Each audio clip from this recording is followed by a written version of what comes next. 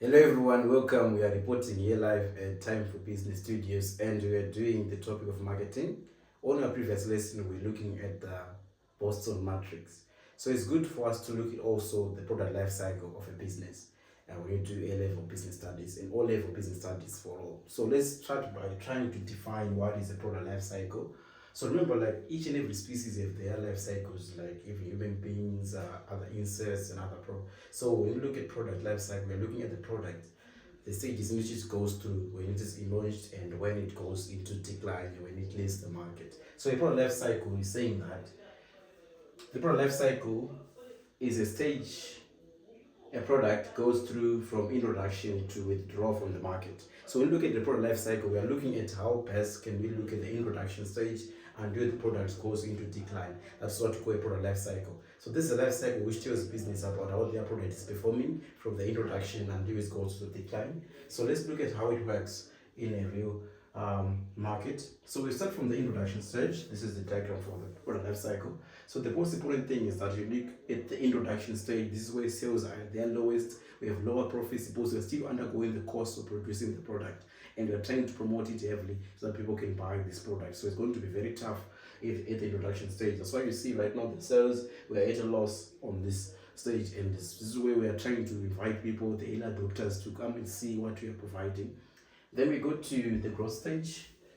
The growth stage, as you can see right here, this is where the period where sales start increasing sharply. As you can see, this is the growth stage. This is where everyone is aware of the product and they're now demanding it more excessively. So this is where we look at the early adopters and the late adopters coming into the market and trying to increase the sales of the business. This is where the promotion is coming to play, and the advertisement that we've been using is now very helpful for the business. The profits are starting to increase. Then we go from what we call the maturity stage. This is where the product now is now facing competition from other people. They're now seeing that you're now making a profit in the market, and they're like, oh, we need to get into the market as he or she is doing. So they're coming to the market. This way my sales will be highest at their highest peak. Also, they're now at a declining stage. Then we know saturation is a stage in which the product now is where sales are at their highest peak. Everyone wanted to buy the product, is buying the product, but there's a threat of competition from other firms where they're squeezing in the profits that you're making. That's why you see now the profits are now sharply declining as we move towards after the saturation stage. Then we go to the decline stage. This is where everyone wanted to buy the product, has bought it, and is now going off the market, and the sales are now decreasing very rapidly.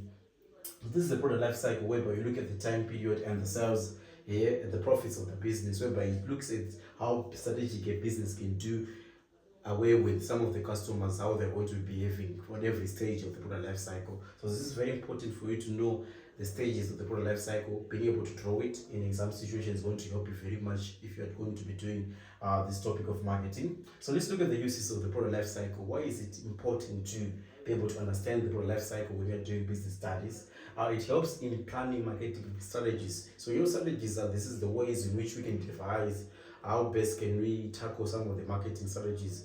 When you look at the strategies, we're simply looking at the best ways which can look for alternatives to sell our product. How can you sell our product to our customers? So we're looking at the product life cycle, helping us to come up with those strategies whereby how best can we tackle with our customer, how best can we attract them to buy our product from us. That's very important. We use it for marketing strategies. Planning for marketing strategies is very crucial.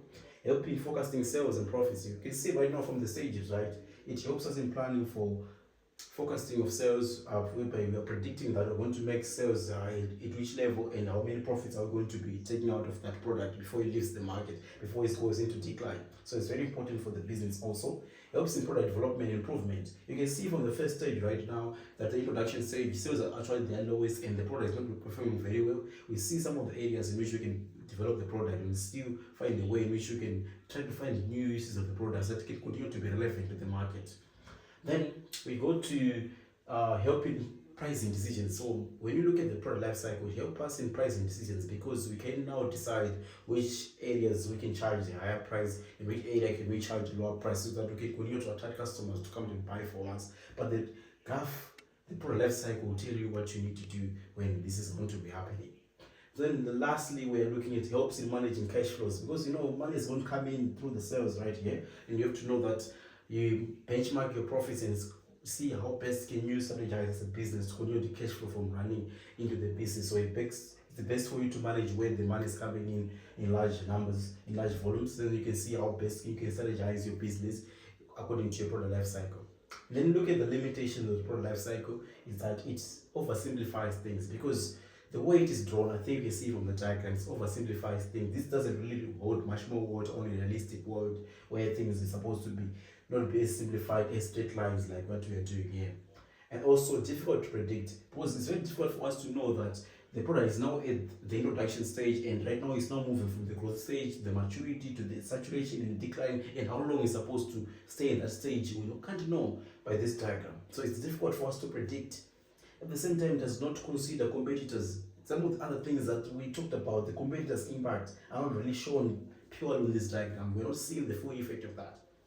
Then, not suitable for all products. You can talk about technology, like gadgets. These are products which quickly goes into the market, they quickly leave the market because technology is always evolving. So some of the things are not really holding much water when you look at the product life cycle, how it's not suitable for all products. Not all products can use the product life cycle and be good with it. So you have to look at the other side of things when they are happening. Then lastly, we are looking at the external factors are ignored, the issue of technology, the issue of preference and taste, how consumers are relating to the products. These are some of the things which are being ignored by this product life cycle. It's not being shown clearly how consumers are going to be demanding the product, how technology impact is going to change the way we look at the product life cycle. We have to consider that into account. Then lastly, we look at things to remember when you're understanding the product life cycle is that we have to, every product is a life cycle.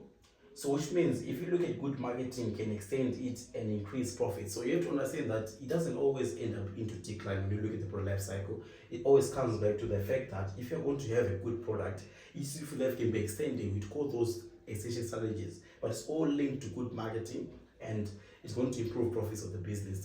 So some products are not entirely going to go into decline, right? They're going to exist, that consumer are going to buy them, but it's all about how best you are good at marketing your product and how best can you use extension strategies to prolong the product life cycle of that product so that they continue to exist in the market. So with this being said, the product life cycle, the uses and the limitation of the product life cycle, I call it today in this video. I'll see you in the next video, in this playlist, where we look at other things. Thank you. Bye.